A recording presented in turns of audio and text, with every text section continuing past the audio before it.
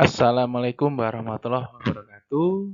Semoga kita semuanya dalam keadaan sehat sehingga bisa mengikuti pembelajaran sistem informasi akuntansi, khususnya untuk mahasiswa dari Prodi Akuntansi Universitas Terbuka.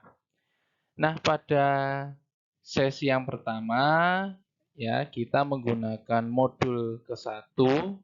Ya, nanti pembahasannya terkait dengan konsep-konsep dasar di dalam sistem informasi akuntansi.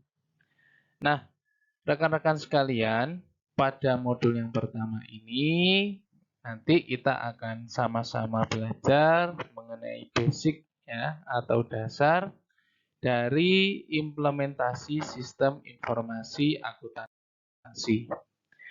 Nah, tujuan Anda belajar sistem informasi akuntansi yang pertama di sini adalah diharapkan Anda nanti akan memahami konsep yang berhubungan dengan siklus transaksi dan struktur pengendalian internal. Kemudian yang kedua adalah menggambarkan struktur organisasi dari fungsi sistem informasi akuntansi di dalam suatu organisasi. Yang ketiga, mendiskusikan pihak yang memanfaatkan teknologi informasi pada suatu organisasi. Dan yang keempat, terkait dengan karakterisasi pengembangan sistem informasi akuntansi. Nah, rekan-rekan sekalian, kita menginjak pada tujuan pembelajaran yang pertama, terkait dengan konsep yang berhubungan dengan siklus transaksi dan struktur pengendalian internal. Nah, rekan-rekan sekalian, ya perlu Anda ketahui semua bahwasanya apa sih sistem informasi akuntansi itu? Ya. Jadi kalau kita coba definisikan di sini, sistem informasi akuntansi atau biasa disingkat dengan SIA merupakan satu kesatuan sumber daya seperti orang dan peralatan yang dirancang untuk mengubah data keuangan dan sumber daya lain menjadi informasi. SIA dapat dilaksanakan secara manual maupun secara komputerisasi. Jadi rekan-rekan sekalian, kaitannya dengan SIA di sini kita menghubungkan atau mengkorelasikan ya antara orang dengan peralatan. Ya. Jadi orang ini nanti bisa kita nilai sebagai pengguna dari informasi ya. Kemudian peralatan di sini dia berfungsi untuk membantu ya, untuk membantu manusia dalam menyajikan informasi. Nah, apa yang disajikan ya kaitannya dengan akuntansi ya berarti terkait dengan data keuangan ya. Jadi implementasi sederhananya sistem informasi akuntansi ini adalah kalau Anda misalnya berbelanja di supermarket gitu ya. Kemudian Anda melihat di bagian kasir ya, dia mendekatkan barcode atau kode barang tertentu ke mesin scan. Nah, dengan cara si kasir itu tadi mendekatkan barcode ke sistem scan, maka secara otomatis si mesin ini nanti atau si peralatan, ya kalau kita lihat di bagian kasir biasanya dia pakai komputer gitu ya. Nah, si komputer nanti sebagai peralatan dia mengubah ya dan menyajikan ya dari informasi manual yang tertempel di barcode menjadi sebuah informasi keuangan. Ya. Nah, begitupun dengan sistem akuntansi yang ada di dalam perusahaan-perusahaan yang saat ini sudah berkembang melakukan sistem digitalisasi. Ya, sistem digitalisasi itulah salah satu implementasi dari sistem informasi akuntansi. Oke. Kemudian rekan-rekan sekalian terkait dengan informasi dan keputusan. Ya, jadi setelah disajikan informasi tentunya informasi tadi kan bermanfaat bagi si pengguna. Ya, dalam hal ini pengguna adalah bisa jadi manajer gitu ya, ataupun stakeholder ya sebagai pemangku kepentingan. Nah, informasi yang disajikan melalui sistematisasi tadi secara komputerisasi nanti akan digunakan oleh pihak manajer ataupun pihak stakeholder yang lain untuk membuat ya dan memutuskan keputusan ataupun kebijakan yang nanti direncanakan gitu ya untuk keberlanjutan perusahaan.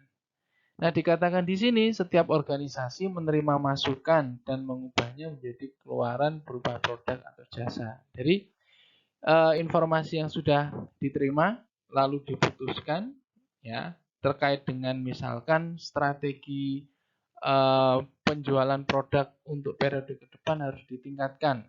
Maka output atau keluarannya berupa produk yang semakin meningkat.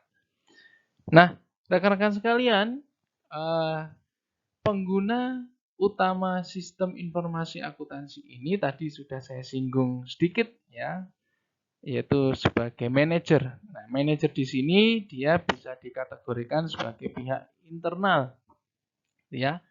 Kemudian karyawan juga bisa dimasukkan ke dalam pihak internal.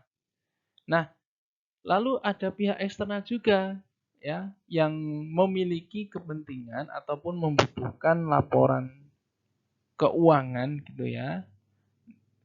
Sebagai contohnya adalah pemerintah, ya, kemudian kreditor. Nah, tentunya kreditor ini kan bisa dikategorikan sebagai pihak eksternal. Nah, kreditor sebelum dia memutuskan apakah perusahaan ini nanti layak untuk dikasih pinjaman atau tidak, tentunya kan dia perlu yang namanya informasi. Ya, informasinya berupa apa? Informasinya berupa laporan keuangan. Nah, itu contoh pihak pengguna utama sistem informasi akuntansi. Nah, selanjutnya, nah ini ya contoh-contohnya siapakah pihak eksternal, ya investor, pemegang saham, kreditur yang tadi baru saja kita singgung. Kemudian lembaga pemerintahan, ya. Lalu ada pemasok atau supplier dan customer tentunya. Oke, kemudian pihak internalnya siapa saja? Manajer. Oke. Lalu terdapat beberapa kebutuhan dan permintaan akan informasi yang berbeda sesuai dengan jenjang manajerial pada suatu organisasi. Ya, jadi masih masuk ke dalam aspek manajer. Oke, kalau kita lihat pada gambar segitiga ini ya terkait dengan penggunaan informasi. Nah, itu ya, penggunaan informasi utamanya informasi bagi pihak internal. Nah, coba Anda lihat di dalam segitiga itu ya ada fungsi strategik, taktis sampai dengan orientasi transaksi. Tentunya ini nanti kebutuhan informasinya berbeda-beda dari setiap manajemen. Seperti yang kita ketahui bahwasanya puncaknya ya di dalam informasi strategik itu nanti yang mengelola adalah manajemen puncak ya. Jadi dia bertugas untuk merancang strategi itu ya, perencanaan. Nah, dari mana dia bisa merancang strategi ataupun perencanaan tadi? Tentunya dia menggunakan informasi, informasi yang sudah dia diterima. Nah, kemudian setelah strategi dan ataupun perencanaan sudah dibuat, kemudian didistribusikan kepada manajemen tingkat menengah. Nah, manajemen tingkat menengah ini nanti ya rekan-rekan sekalian, dia bertugas sebagai penerjemah dari manajemen puncak. Jadi sesudah manajemen puncak tadi membuat kebijakan perencanaan ya. Yang bisa menerjemahkannya adalah manajemen tingkat menengah. Makanya di sini manajemen tingkat menengah itu dikategorikan di dalam segitiga sebagai manajemen taktis gitu ya. Nah, sesudah diterjemahkan apa yang menjadi rencana yang sudah dibuat oleh manajemen puncak, maka manajemen tingkat menengah ya mendistribusikan lagi kepada manajemen lini. Manajemen lini ini dia bertugas sebagai apa ya istilahnya kalau kalau di dalam perusahaan itu dia bertugas di lapangan gitu ya. Jadi sesudah diterjemahkan apa yang menjadi planning dari manajemen puncak oleh manajemen tingkat menengah, kemudian manajemen tingkat menengah mendistribusikannya kepada manajemen lini ya untuk dieksekusi atau dijalankan di lapangan. Ya, maka di sini dia terkait dengan segitiga manajemen ini berfungsi sebagai operasional ataupun orientasi transaksi. Nah, semuanya ya membutuhkan informasi ya, yang mana informasi tersebut dijadikan sebagai tolok ukur gitu ya, sebelum nantinya dieksekusi di lapangan. Nah, rekan-rekan sekalian, selanjutnya adalah terkait dengan sistem informasi. Ya. Istilah sistem informasi identik dengan pemanfaatan teknologi komputer. Nah, lalu apa yang dimaksud dengan sistem informasi berbasis komputer? Dijelaskan di dalam slide bahwasanya sistem informasi berbasis komputer itu merupakan suatu kesatuan ya, yang terdiri dari perangkat keras dan perangkat lunak yang dirancang untuk mengubah data menjadi informasi. Nah, rekan-rekan sekalian, jadi di awal tadi saya singgung konsep digitalisasi. Nah, konsep digitalisasi inilah yang saat ini sedang kita bahas terkait dengan sistem informasi akuntansi. Ya, jadi kalau kita berbicara mengenai sistem informasi, pasti dikaitkan dengan konsep digital, konsep komputerisasi. Ya, berarti kalau kita hubungkan dengan akuntansi, nah berarti di sini ada semacam apa ya bisa dikatakan tadi suatu kesatuan gitu ya. Jadi ada alat bantu gitu ya, ada alat bantu ya yang terdiri dari perangkat lunak ataupun perangkat keras digunakan untuk mengolah data. Ya. Untuk apa data itu diolah? Tentunya data tadi diolah untuk menjadi sebuah informasi. Selanjutnya, rekan-rekan sekalian, ini adalah contoh-contoh dari sistem informasi. Ada sistem pemrosesan data, pengelolaan data elektronik, sistem informasi manajemen, sistem penunjang keputusan, sistem pakar, sistem informasi eksekutif, dan sistem informasi akuntansi. Jadi banyak sekali jenis-jenis sistem di sini yang digunakan oleh perusahaan untuk meningkatkan kinerjanya gitu ya, supaya lebih efektif dan lebih efisien. Nah, rekan-rekan sekalian, setelah kita berbicara mengenai apa itu sistem informasi akuntansi, selalu dari beberapa materi mengkaitkannya atau menghubungkan dengan proses bisnis. Nah, ternyata kalau kita amati di lapangan, apalagi kita sudah memasuki revolusi industri 4.0, yang mana semuanya ya, semuanya termasuk di dalamnya proses bisnis sekarang sudah menggunakan teknologi informasi. Ya. Nah, kalau kita lihat proses bisnis saat ini, rekan-rekan sekalian, pasti Anda juga sudah mempraktekannya. Ya, sebagai contoh, Anda sudah pernah mencoba e-commerce gitu ya. Anda membeli barang melalui aplikasi-aplikasi tertentu gitu ya. Yang mana dengan aplikasi tersebut ya bagi sebagian orang memang dinilai lebih enak gitu ya, lebih efektif gitu untuk meningkatkan proses bisnis. Nah, jadi dari bangkitnya revolusi industri itu nanti ya sampai sekarang kita sudah mengalami dan mengimplementasi ya, kemudian sudah menggunakan juga ya dari penggunaan proses bisnis berbasis teknologi. Nah, kebanyakan organisasi memiliki jenis kejadian dan aktivitas ekonomi yang sama. Nah, ini apalagi kalau penggunaannya berbasis teknologi informasi. Ya, dikatakan aktivitas ekonomi yang sama karena semua proses bisnisnya atau kegiatan ekonominya ya sekarang sudah menggunakan jaringan internet. Nah, makanya dikatakan aktivitas ekonomi yang sama. Oke.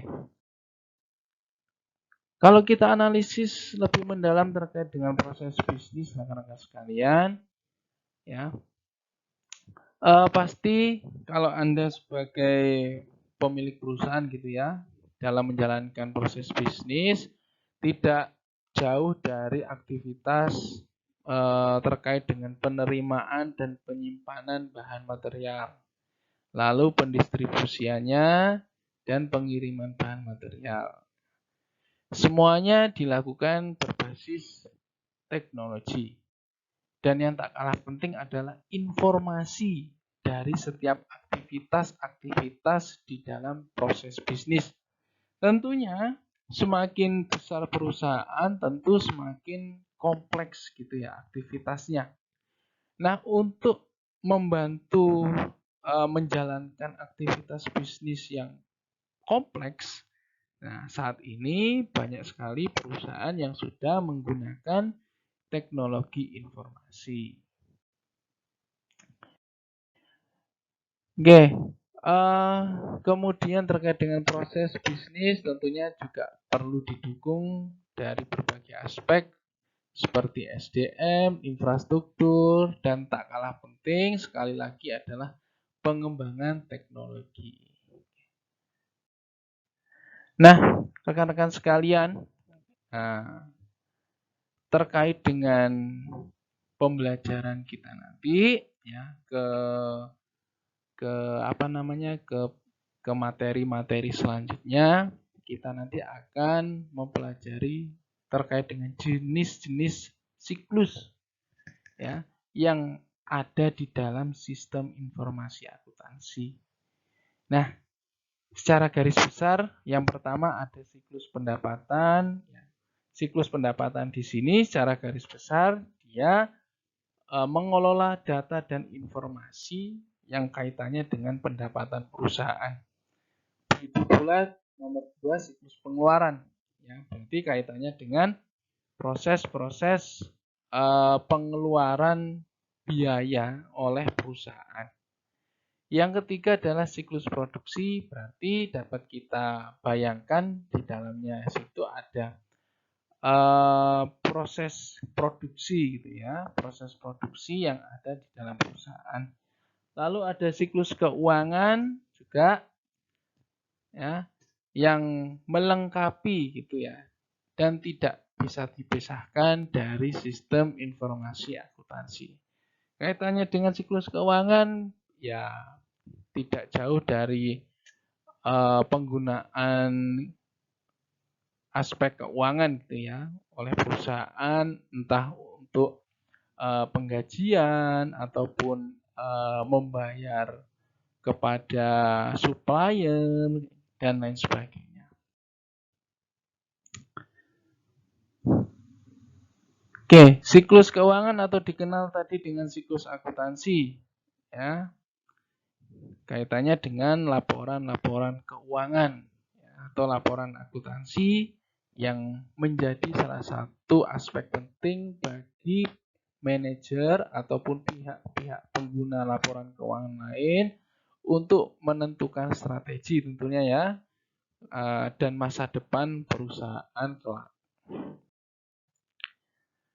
Nah, rekan-rekan sekalian, selain untuk meningkatkan efektivitas dan efisiensi kinerja perusahaan, penggunaan sistem informasi akuntansi ini juga ditujukan untuk meningkatkan pengendalian internal.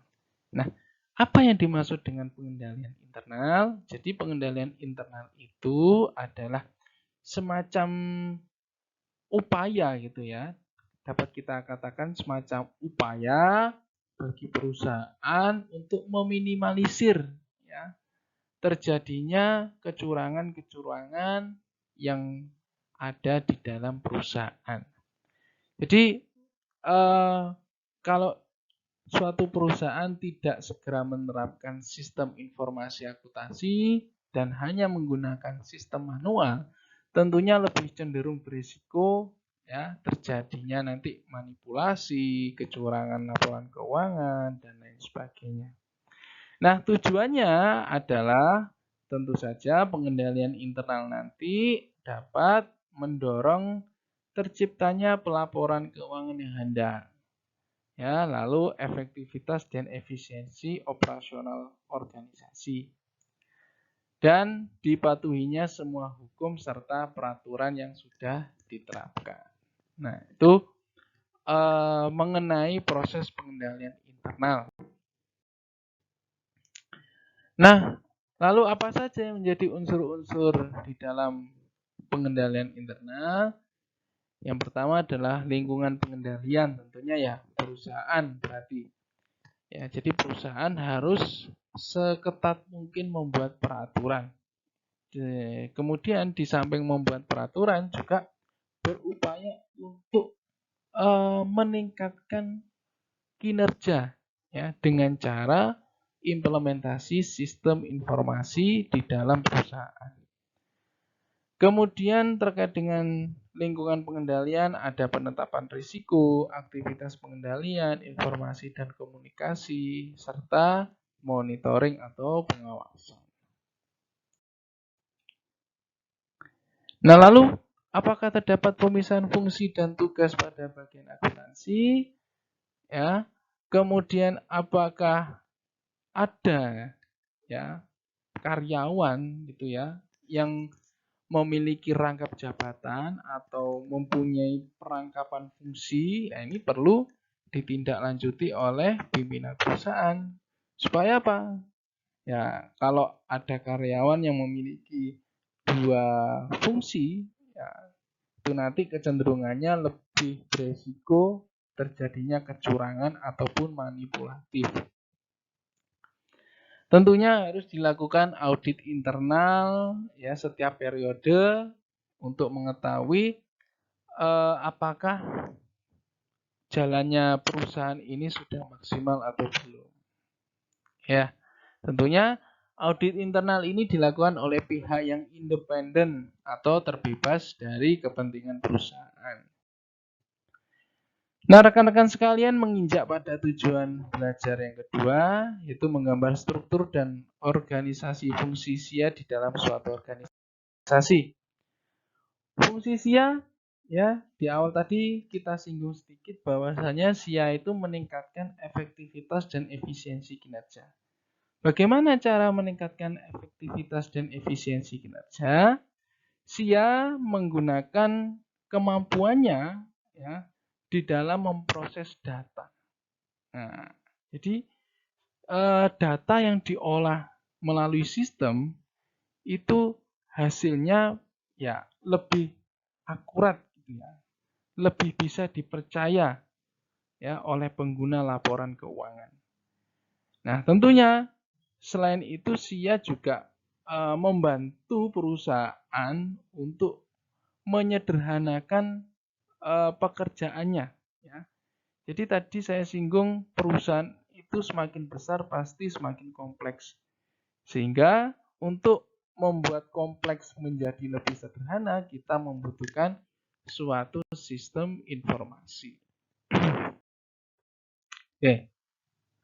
Coba kalau kita amati dari struktur di dalam slide, ya, bahwasanya pimpinan ya, itu memiliki beberapa wakil gitu ya, beberapa wakil sesuai dengan bidangnya dan kapasitasnya masing-masing. Nah, tentunya pimpinan itu kan juga ingin mengetahui secara langsung ataupun mengawasi secara langsung bagaimana kinerja dari setiap manajer tadi. Nah, untuk mengawasi secara langsung, kalau kita kaitkan dengan cara tradisional, ya berarti manajer harus jalan satu persatu ke setiap manajer untuk mengawasi. Nah, saat ini mengawasi secara langsung itu tidak perlu manajer datang ke ruangan ini ya, ruangan tiap wakilnya, tapi cukup dia pantau melalui sistem informasi. Ya. Jadi apakah pekerjaannya sudah baik, ya, apakah sudah sesuai dengan target yang diberikan, lalu kesalahannya minim. Nah, ini semuanya bisa diawasi oleh pimpinan ya melalui satu sistem yang terintegrasi. Nah, begitupun dengan gambar dalam slide yang satu ini juga sama gitu ya. Memiliki fungsi yang terintegrasi sehingga dapat mengawasi kinerja bawahannya secara langsung gitu, secara real time. Nah, rekan-rekan sekalian, menginjak pada tujuan pembelajaran yang ketiga, yaitu terkait dengan mendiskusikan pihak yang memanfaatkan teknologi informasi pada suatu organisasi. Nah, rekan-rekan sekalian, di awal tadi kita sudah menyinggung siapa pengguna sistem informasi itu. Ya, tadi kan ada dua jenis pihak, ya, pihak eksternal maupun pihak internal.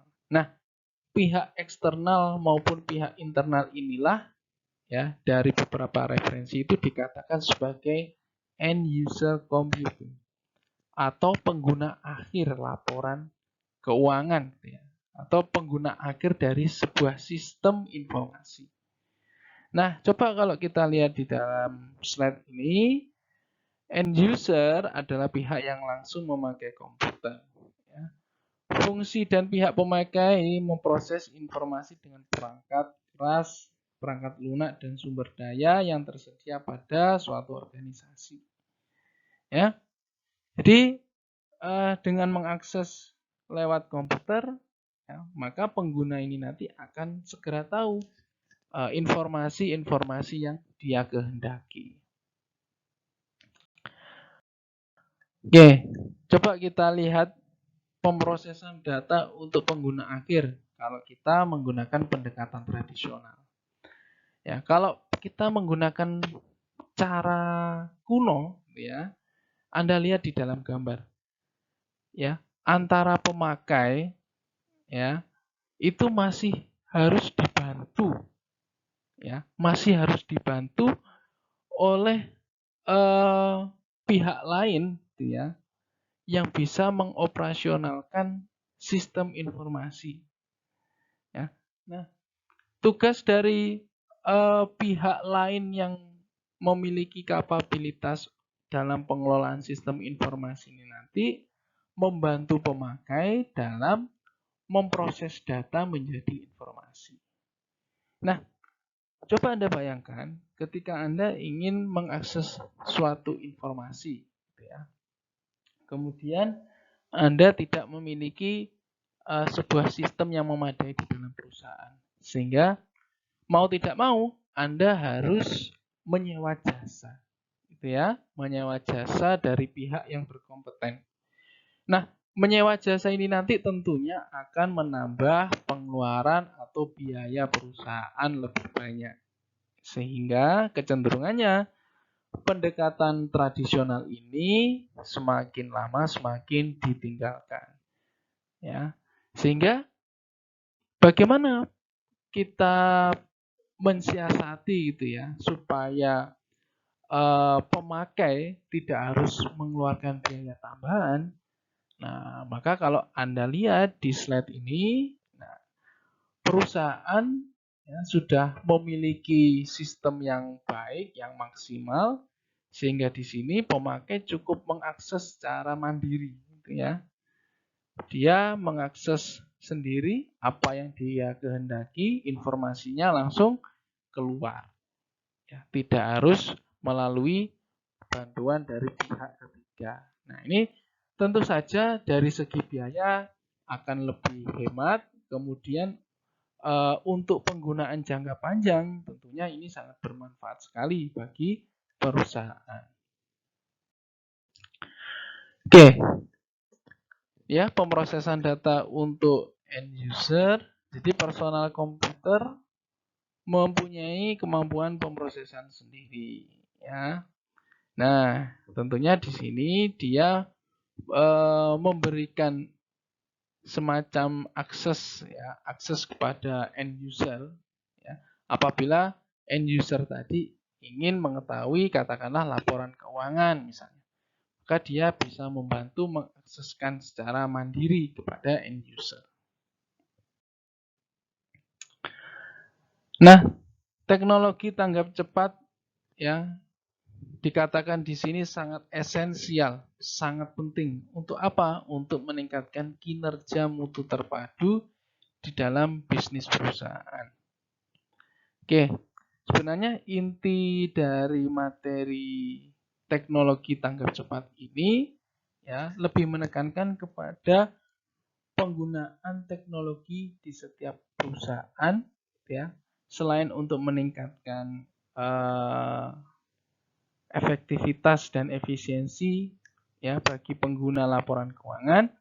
Tentunya dengan menggunakan teknologi ini, ya, perusahaan dapat menekan biaya promosi, gitu ya, karena iklan lewat jaringan internet ataupun website itu kan jauh lebih murah, bahkan gratis, ya, dibanding harus memasang baliho, ya, memasang banner dan lain sebagainya, ya. Kemudian beberapa teknologi berinteraksi membuat sistem tanggap cepat yang lebih fleksibel, ya. Maaf tulisannya salah. Ya, tentu saja dengan teknologi semuanya serba fleksibel, ya, serba cepat, ya, terkait dengan pertukaran data elektronik, ya, data ataupun informasi saat ini sangat cepat, ya.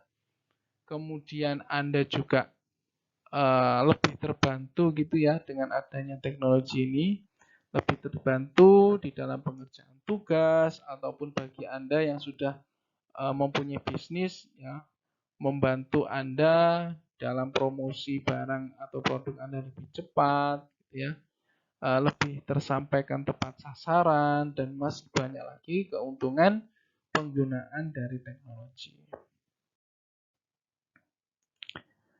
Oke, ini contoh teknologi tanggap cepat, ya. Sebenarnya contoh sederhananya, ya, ketika Anda ingin memesan barang lewat sebuah aplikasi, ketika Anda sudah menentukan, nah, maka sistem aplikasi itu kan langsung memberikan informasi secara cepat dan tepat kepada pihak penjual barang.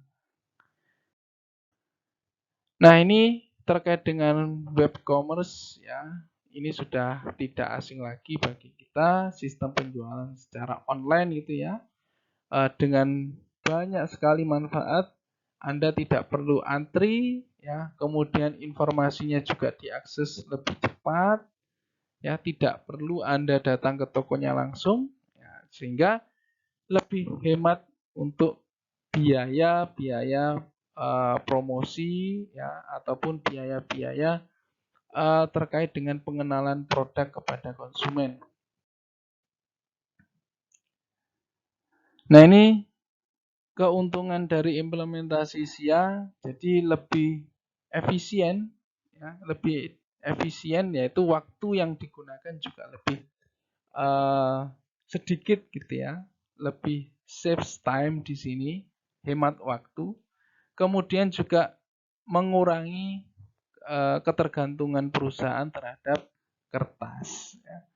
Ya, walaupun kertas itu murah, tapi kalau kita mengalokasikannya setiap tahun tentu saja kan itu nanti tetap menjadi sebuah pengeluaran gitu ya bagi perusahaan. Nah, diharapkan dengan implementasi SIA ini ya kita dapat meminimalisir pembelian ataupun penggunaan kertas. Oke, tujuan pembelajaran yang terakhir, yang keempat adalah karakteristik pengembangan SIA. Nah, Anda sebagai akuntan, lalu apa hubungannya dengan SIA? Nah, mungkin dalam benak Anda berpikir, ya, kalau sudah membicarakan sistem informasi, berarti itu adalah bidangnya orang IT. Sedangkan Anda sebagai akuntan kelak, ya, bagaimana Anda menghubungkan keahlian Anda dengan sistem informasi? Jadi rekan-rekan sekalian, tentunya untuk membangun sebuah sistem informasi akuntansi itu memang kita tidak bisa gitu ya membuat sistemnya, membuat aplikasinya secara langsung memang tidak bisa. Jadi Anda sebagai akuntan di sini hanya bertugas untuk merancang ya atau mendesain sistem informasi akuntansi perusahaan yang baik itu seperti apa sih? Barulah nanti implementasinya atau penciptaan aplikasinya, nah itu nanti dikerjakan oleh orang IT. Ya, jadi Anda di sini bertugas untuk mendesain dan mengembangkan dari sistem informasi akuntansi. Nah, kalau kita lihat tahapan umum dalam pengembangan SIA di sini ada yang pertama terkait dengan analisis. Ya, jadi Anda sebagai akuntan menganalisis dulu sistem yang mau dibangun seperti apa. Setelah matang, barulah Anda merancang. Ya. Kemudian Anda mengimplementasi. Nah, di dalam tahap implementasi ini kita memang harus membutuhkan bantuan dari orang IT memang. Tapi terkait dengan analisa dan perancangan, sekali lagi itu adalah ranahnya akuntan di dalam membangun sistem informasi akuntansi.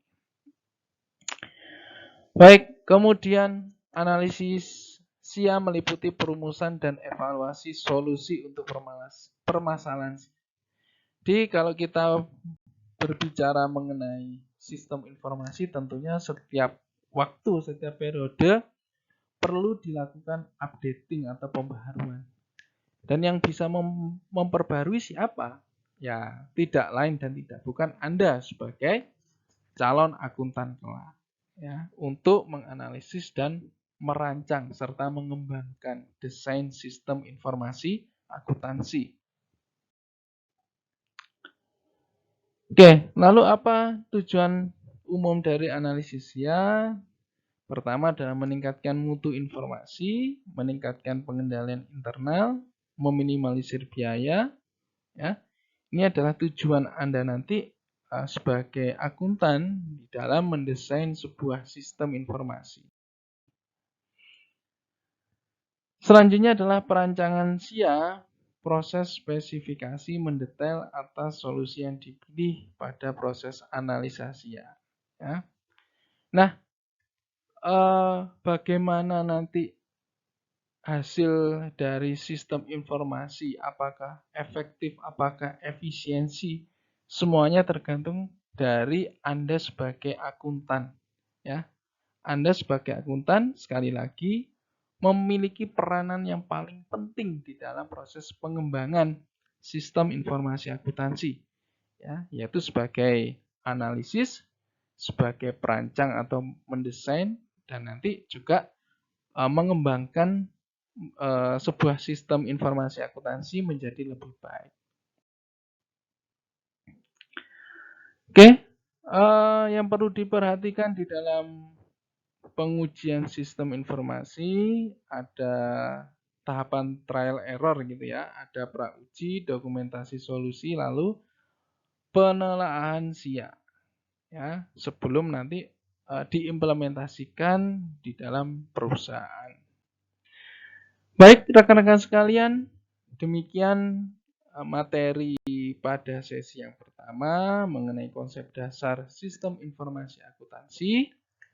Silakan Anda bisa membaca referensi yang sudah saya persiapkan di dalam laman pembelajaran online UT.